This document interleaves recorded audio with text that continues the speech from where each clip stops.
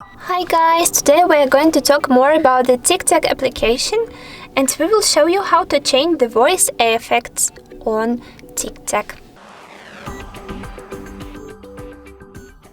So let's go to this app and let's tap on the plus icon at the bottom of the screen to start video shooting. So I will say something like, "Hello guys."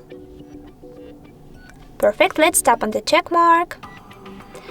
And we have an option, the voice effects feature. Let's tap on it too. And I will choose the second one effect I like the most as an example. I pick on it only.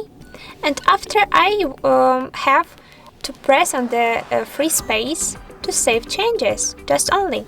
So I will turn on my sound to find out changes. Hello guys! Can you hear this?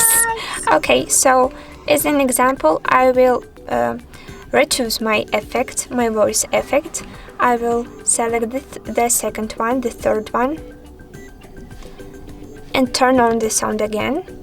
Guys! Hello guys!